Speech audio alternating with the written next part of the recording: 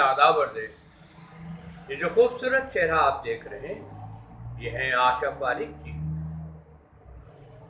जिन्होंने बेशुमार फिल्मों में बहुत खूबसूरत काम किया और इनको तीनों forms, the three forms of dances, the Indian classical dances पे अबूर हासिल था, जिसमें मणिपुरी, कथकली और भरतनाट्यम। तो बहुत खूबसूरत डांसर थी। कथक आप जानते हैं कहानी को कहते हैं, और कथकली मतलब narration of some story through a dance. जब तो हम उर्दू में डांस को आज़ा की शायरी भी कहते हैं। इन्होंने तकरीबन सारे लीडिंग एक्टर्स, ग्रेट एक्टर्स के साथ काम किया, जिसमें धर्मेंद्र जी हैं, सुनील दत्त जी हैं, शशि कपूर हैं, राजेश खन्ना हैं, जॉय मुखर्जी हैं और शम्मी कपूर, जिनके साथ इन्होंने बड़ा अच्छा पेयर बनाया। और ये जो आप देख रहे हैं सीन, ये है फिल्म पगला कहीं का से सीन। जो फिल्म थी शक्ति सामंत साहब ने डायरेक्ट की थी। ये वही शक्ति सामंत साहब हैं जिन्होंने फिल्म कटी पतंग डायरेक्ट की, जो कि हिट मूवी रही, और ये मूवी पगला कहीं का भी हिट मूवी रहे। रफ़ी साहब के सारे गाने बड़े हिट रहे। इसके म्यूजिक डायरेक्टर हैं शंकर जयकिशन, और गायक अभी बता चुका हूँ रफ़ी साहब, जिनके मुतालिक मैं कुछ कहूँ ये तो पॉसिबल ही नहीं है। बिकॉज रफ़ी साहब के लिए कुछ कहना बिल्कुल ऐसा ही है जैसे कि सूरज को चिराग दिखाना। रफ़ी साहब का जो फॉटे था, the strong point, that was his expressions जो डाला करते थे रफ़ी साहब गाने में, वो आमतौर पे हम दूसरे गायकों में नहीं देख पाते, क्योंकि that was solely his own input. क्योंकि म्यूजिक डायरेक्टर तो अपनी कंपोजिशन कर देते थे, and they used to hand it over there the composition to mister Mohammed Rafi sahab, asking him to put his own expressions into the song, और वो रफ़ी साहब कर लेते थे बड़ी आसानी से। तो बहुत हिट गाना रहा, मैं पेश कर रहा हूँ। तुम मुझे यूं भुलाना पाओगे, हाँ तुम मुझे यूं भुलाना पाओगे, तुम मुझे यूं जब कभी भी सुनोगे गीत मेरे, संग संग तुम भी गुनगुनाओगे,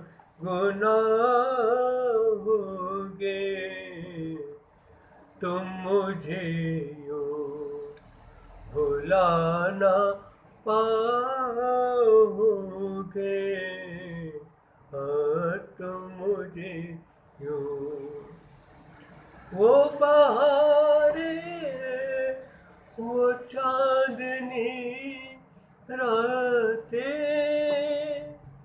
हमने की थी, जो प्यार की बातें, उन बहारों की याद आएगी जब ख्यालों में मुझको लाओगे, तुम मुझे यूं भुलाना पाओगे, हाँ तुम मुझे यूं। मुझको देखे बिना करार न था, एक ऐसा भी दौर गुजरा है, झूठ मानो तो पूछ लो दिल से, मैं कहूँगा तो रूठ जाओगे, हाँ तो मुझे यूं भुला ना पाओगे, हाँ तो मुझे यूं। सामिन कैसा लगा ये गीत आपको?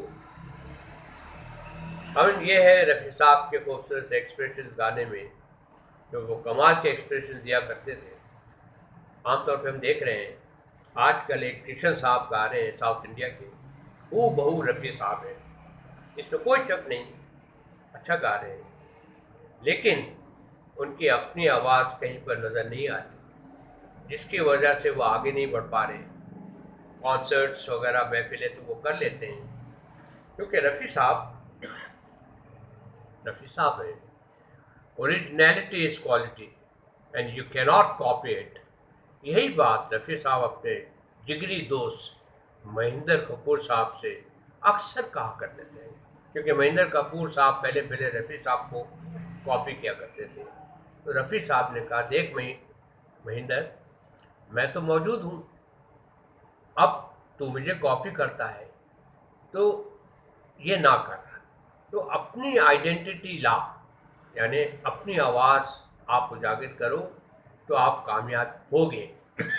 क्योंकि अगर मेरी आवाज़ में गाते हो, मुझे कॉपी करते हो, तो you cannot make any progress. Mahendra Kapoor साहब ने इस एडवाइस को फॉलो किया and later he became a very good singer. चलो एक बार फिर से अजनबी बन जाए हम दोनों, बहुत अच्छे अच्छे गीत गाए उन्होंने, रफ़ी साहब की बात को फॉलो किया।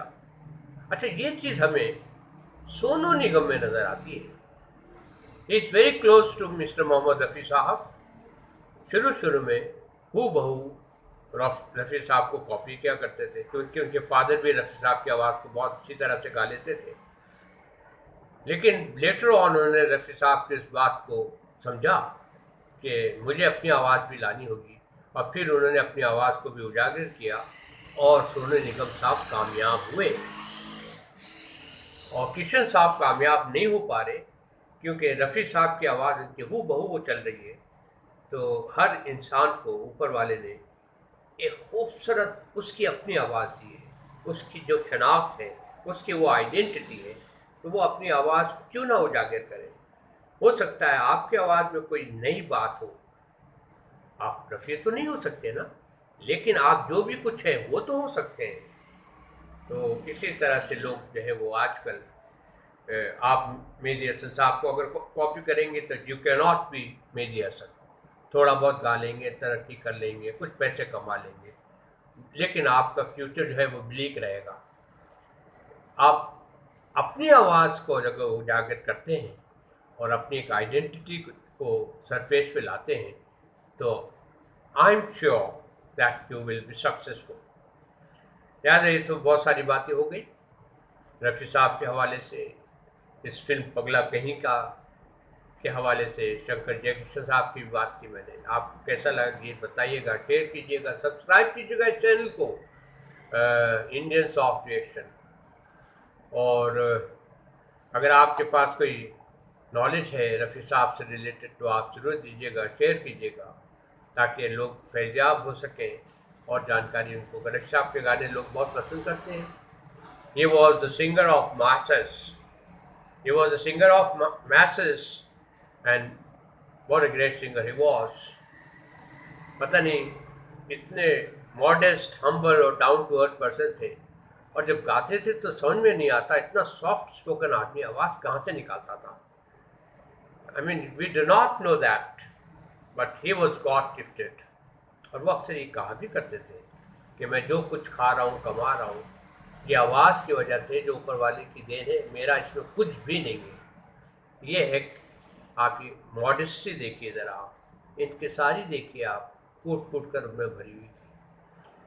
लिहाजा मैं आपसे इजाज़त चाहूँगा, मेरे इस चैनल को सब्सक्राइब कीजिएगा और have a good time, and that's all for this time. until next time, till we meet again, it's goodbye from Nasir. Thanks for watching and thanks for listening.